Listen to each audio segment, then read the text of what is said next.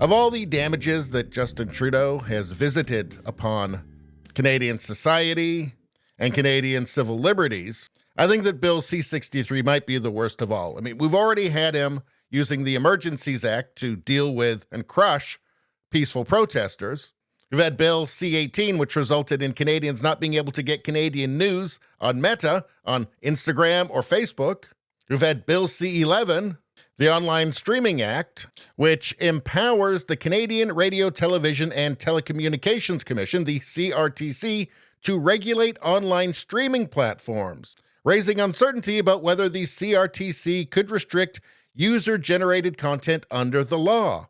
Fears that the government has repeatedly attempted to allay. Well, of course they're going to tell us it's all for our own good, aren't they? But what this does is it allows the CRTC, this government body, to tell the streaming companies who are going to be the winners and losers, who's going to get promoted and who's not going to get promoted. Or, who's going to be very hard to find on YouTube, say.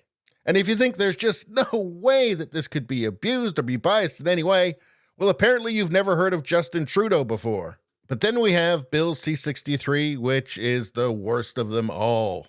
In fact, it's absolutely, unbelievably dystopian. Let's hear what Pierre Poilievre has to say about it.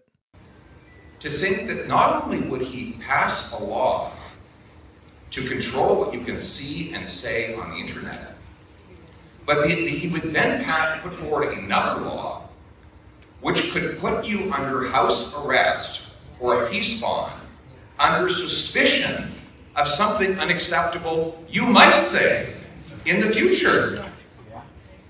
This guy, if he had read 1984, he would have thought it was an instruction manual and not a warning.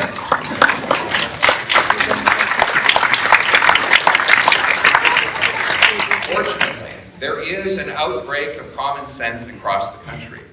Yes, I think it was just yesterday or the day before, General Hillier said that the thing he hears the most often when he walks around the streets of this country is, "This is not Canada. We don't recognize this place."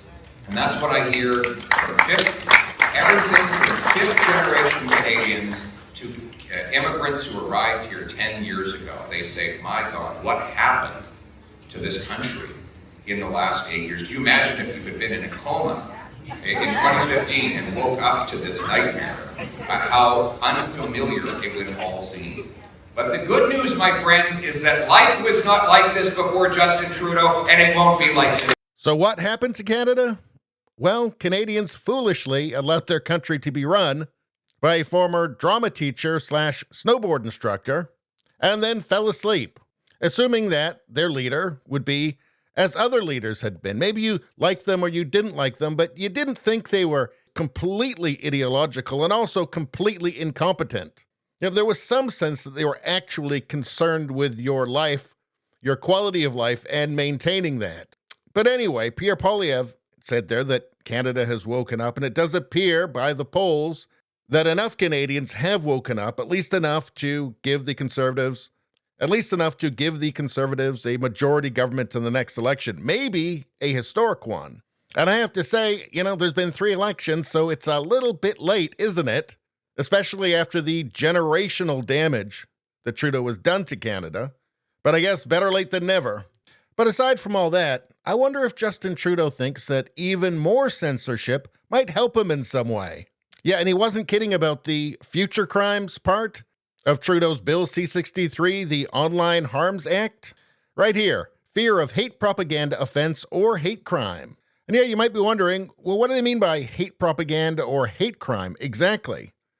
Well, since it's Canada, it's going to mean whatever the Liberals want it to mean. A person may, with the Attorney General's consent, lay an information before a provincial court judge if the person fears, on reasonable grounds, that another person will commit an offense, a hate propaganda offense. And that's if the person who has reported you, if this person fears on reasonable grounds that you'll do a hate. Well, what is reasonable grounds? Well, in Canada, Reasonable don't mean what it used to. I'll just say that. Here, judge may order that the defendant enter into a recognizance to keep the peace and be of good behavior for a period of not more than 12 months. So house arrest for 12 months for something that you haven't done. Just somebody thinks you might do something, and a judge, maybe it's an activist judge, probably going to be an activist judge, agrees. So you'll have to wear an electronic monitoring device to make sure you don't leave the house. Also, too, they can tell you that you can't have a beer. That's right, you can't drink during this period. They can also tell you who you can talk to and who you can't. And if you don't like it, if you don't want to cooperate, well, the provincial court judge may commit the defendant to prison for a term of not more than 12 months. That's if the defendant fails or refuses to enter into the recognizance. And this is all, quite literally, for future crimes. Again, you haven't done anything. You can be punished under this bill, if it passes, for something that you haven't done. And that's just one part of this bill. Subscribe to my channel and you can watch my other videos about it, and I will tell you, you will be horrified.